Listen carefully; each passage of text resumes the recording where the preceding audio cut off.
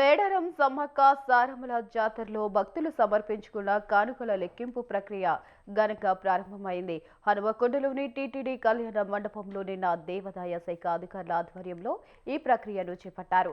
లెక్కింపుల్లో భాగంగా మొదటి రోజు మొత్తం 125 హుండీలను తెరిచారు. వీటి ద్వారా 2,49,65,000 ఆదాయం లభించినట్లుగా అధికారులు వెల్లడించారు.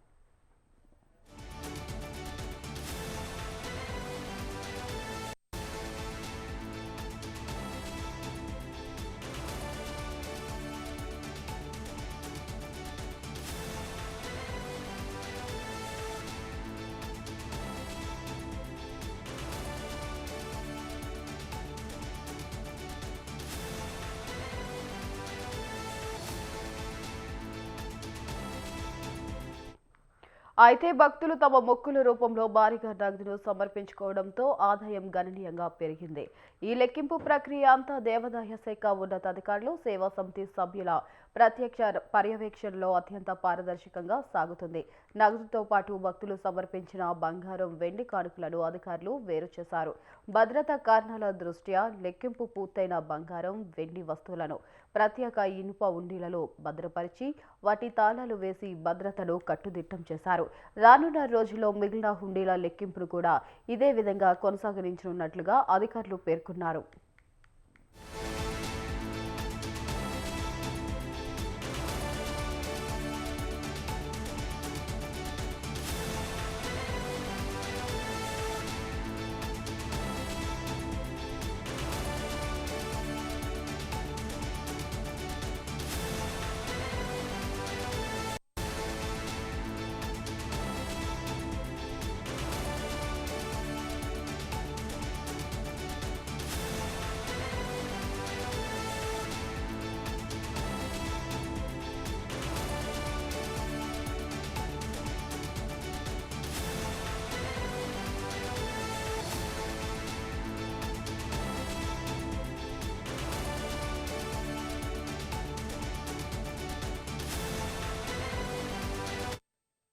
మేడారం సమ్మక్క సారమ్మల జాతరలో భక్తులు సమర్పించుకున్న కానుకల లెక్కింపు ప్రక్రియ ఘనంగా ప్రారంభమైంది.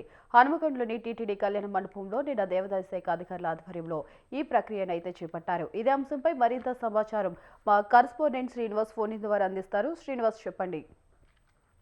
వైశాలి, ఏదైతే మహా జాతరగా పేరొందిన మేడారం సమ్మక్క సారక్క గిరిజన జాతర హుండీ లెక్కింపు అయితే నిన్నటి నుంచి ప్రారంభమైంది.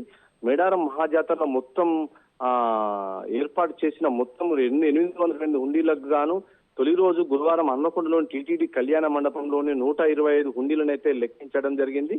దాంట్లో 2,49,65,000 రూపాయల ఆదాయం లభించినట్లు మేడారం ఈవో అయితే వెల్లడించారు.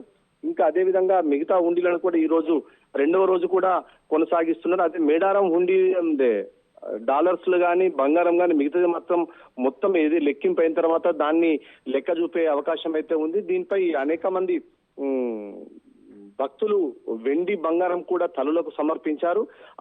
మేడారం జాతరలో లెక్కింపు ప్రక్రియ అయితే ఇంకా కొనసాగుతూనే ఉంది. ఈ రోజు రెండవ రోజు కొనసాగి సాయంత్రం వరకు అయితే ఎంత మళ్ళీ ఆదాయం వచ్చిందనే విషయాన్ని అయితే మన మేడారం ఏవో అయితే ఈ రోజు మనకు వెలువరించనున్నారు. Vaishali. Right. Thank you, Srinivas. Thanks for the update.